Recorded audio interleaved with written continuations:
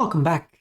MTG Joe here. Today we are going to be looking at the weekly meta breakdown for the Explorer format. We're going to be focusing on best of 3 today, in particular because I am going to my RCQ this weekend. I've been playing a lot of Explorer, the RCQ's Pioneer, so I've been spending a lot of time in the format, so wanted to kind of touch base on this and get a feel.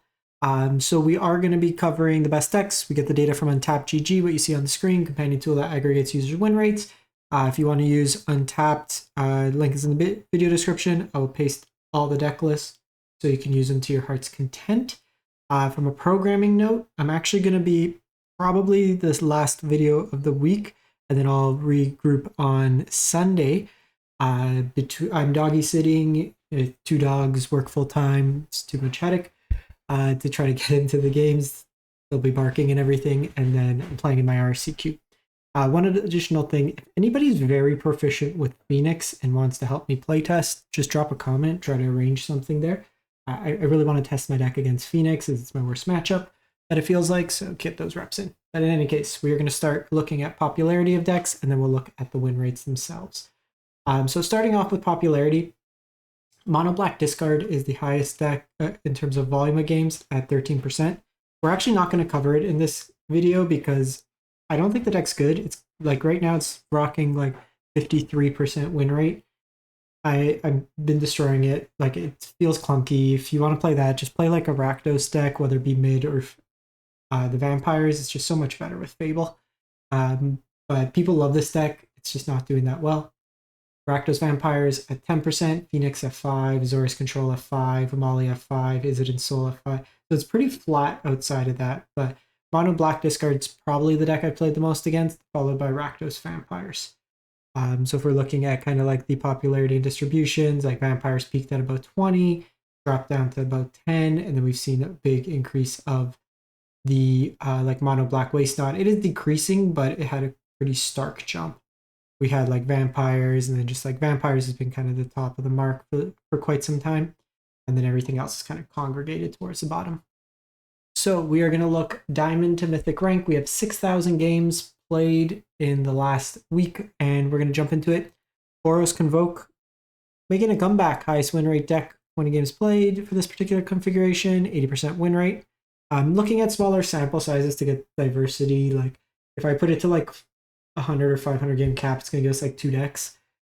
This is to kind of branch out and give us more perspective, but seeing Requisition Raid final place in here, just flexibility of being able to destroy an artifact, and enchantment, or put a counter on each creature, so another kind of anthem effect. Very similar to the standard version.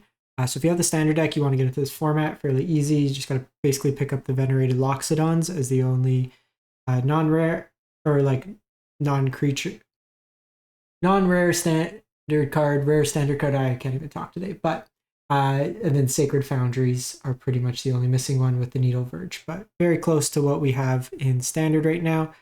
Basically spam the deck. You can have the nut draw of like turn 1 Novice Inspector, Thraven Inspector over there in Aperture, Lethal Demolition, play like a Warden or an Ornithopter, and then convoke everything on turn 2.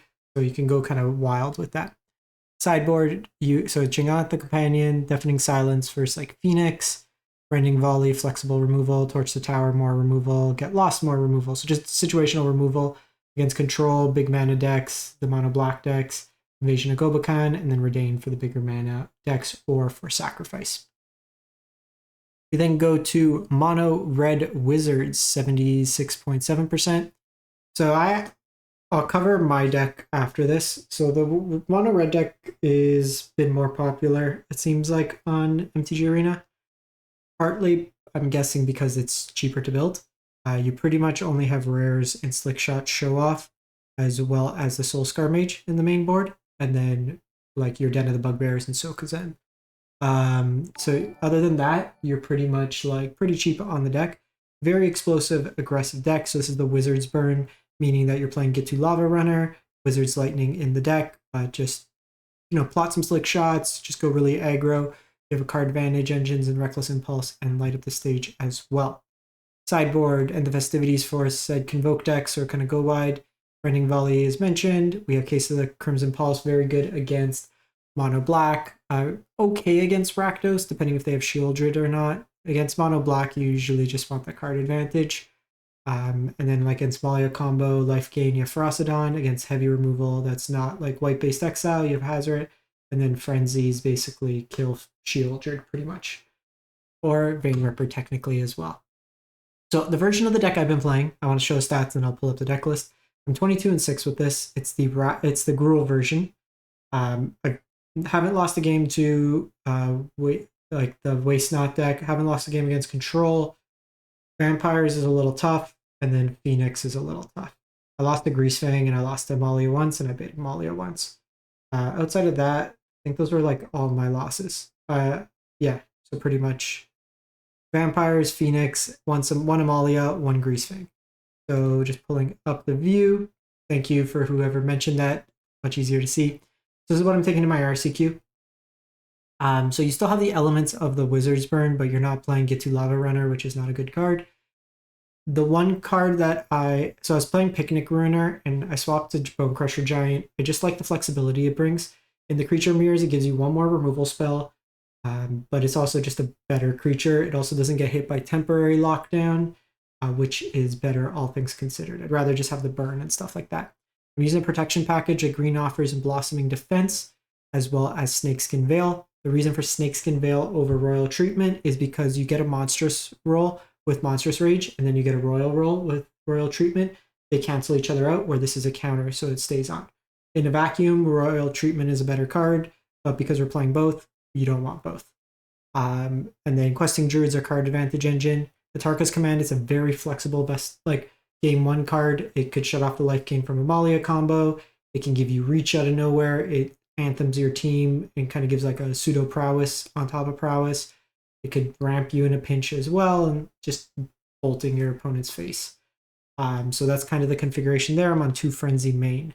My sideboard configuration, pick your poison, very strong against any of the enchantments. It's 1 mana answer to Vein Ripper. It's also good against the Phoenix deck. Just turn to Ledger Shredder is very tough for the deck. It soaks up a bunch of damage, and we want to play a bunch of spells per turn, and it makes it hard for us to actually get through it. It helps them also tutor for removal. Rending Volley as mentioned. Magebane Lizard, very strong card against Phoenix. It dodges all the 3 damage removal, dodges Anger of the Gods. Against Control, it just does like incidental chip damage as well, which is nice. Usually against heavy removal decks, I'll side out like my Audacities, some number of my Monstrous Rage.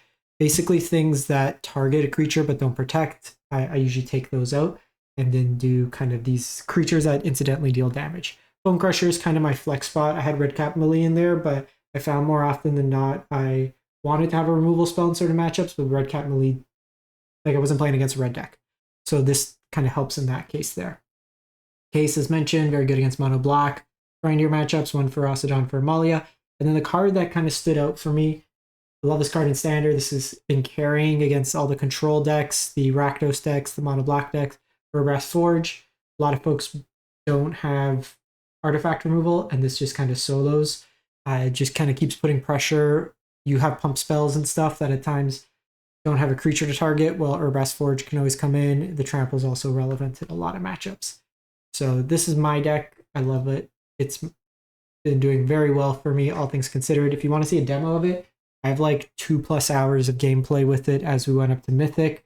Like all these games here, I think I have them all. So from, got 7 matches that were all covered in that video as well. So if you want to see sideboarding decisions, how I play it out, then it's all there.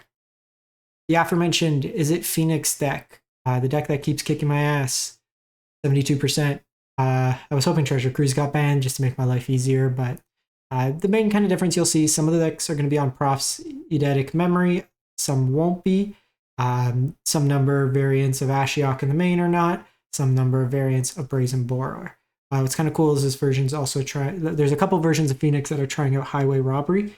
You can plot it on 2, and it's basically another free effect that helps you draw a discard for your turn 3 kind of pop off with Phoenix. But very consistent deck. Picklock Prankster helps you dig for your key cards, helps you find Treasure Cruise, which then chains you into another Treasure Cruise, that chains you into another Treasure Cruise, and demoralizes your opponent. Sideboard, Disdainful Stroke for big mana, Negate for counters, Graveyard Hate with Ashiok, also incidental, stops a lot of the tutor effects out of Amalia. Beacon Bolt as just bigger removal, Brazen Borer as kind of bounce for tempo effects, Brotherhood's End for the aggressive decks. Fable, basically when you want to shift at a Graveyard Hate, you can just shift into Fable, Crackling Drake, and then you become like a Izzet mid-range kind of strategy. Moving to Amalia combo at 69%. So for those who haven't seen, basically Amalia, Wild Growth Walker, anything that gains a life. So Lunarch Veteran, Deep Cavern Bat, Innkeeper, anything of that nature. Triggers in a loop where Amalia keeps exploring and you get it to 20 power and then you blow up the board. You basically keep going until you put Aetherflux Reservoir on top. So if you can't kill with Amalia that turn, then you could just cast Aetherflux Reservoir and kill him that way there. You can find your combo pieces with Collected Company, Court of Calling, or Return of the Ranks. And then you have Dina that can also drain out your opponent. Extraction Specialist rebuy stuff. We're also seeing Aven Interrupter as another effect here to kind of counterspell tempo elements on the stack. Your cards here in the sideboard, just removal options, kind of blow up hate pieces, protection effects, hand hate, Deep Cavern Bat, Get Lost as removal, Knight of Dusk Shadows, kind of the Mirror Breaker because it shuts off your opponent's life gain, Remorseful Cleric for graveyard hate, big mana stuff, and then Ruthless Lawbreaker is pretty flexible to just blow up any non-land permanent. Then move to Rakdos Vampires. So this deck here is looking to cast Sorin, Pervious Bloodlord, down-ticking it, putting into play a Vein Ripper on turn 3. We're seeing the deck swap out the Shieldred for Kalidas in here, another vampire, also helps with the life gain elements. You have Preachers, Fables, just kind of a Rakdos mid-range shell that has this kind of oops-I combo into Vein Ripper.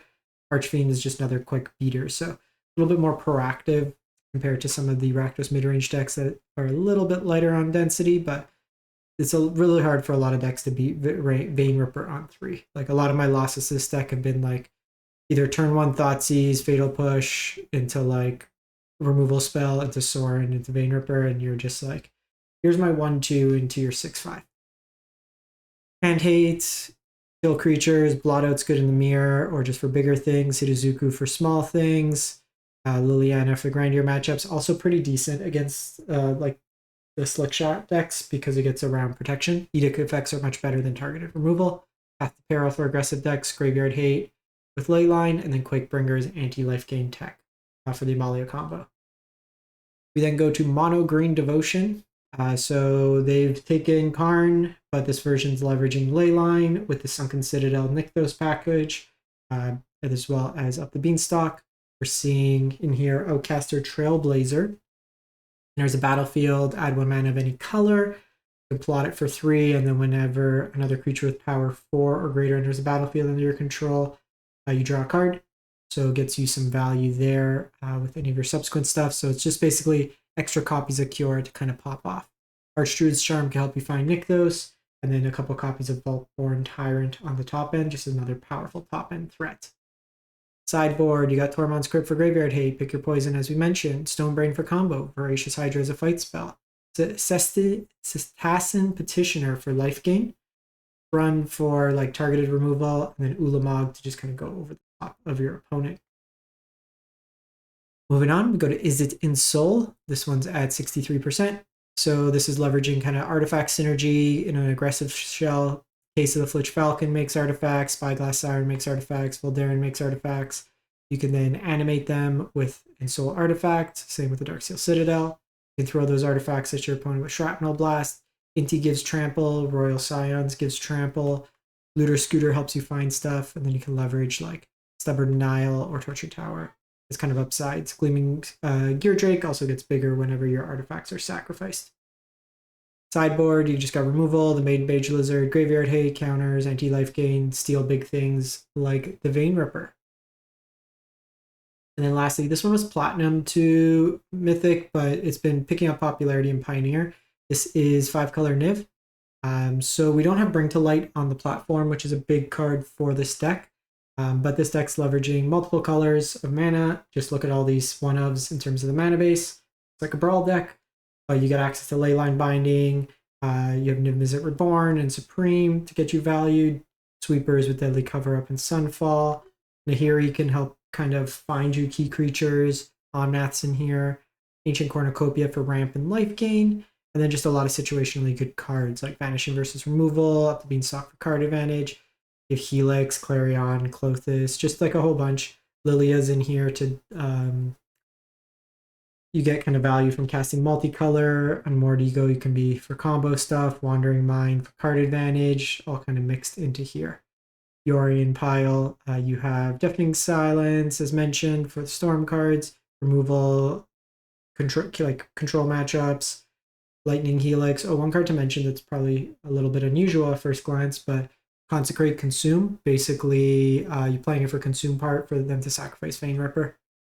Soul Search basically has a Thoughtseize that you can find with Niv-Mizzet.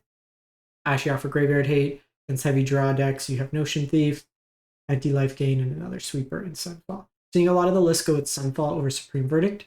Supreme Verdict, while can be found in Niv-Mizzet, Sunfall gets around Vein Ripper's life gain drain. So it's another thing you can look at there. That's it for the week. Let me know what you think, what you've been playing. And like I said, if you're good at Phoenix, you want to help me test, we could drop a comment. We'll try to arrange something on Arena. Thanks for watching. Have a great one.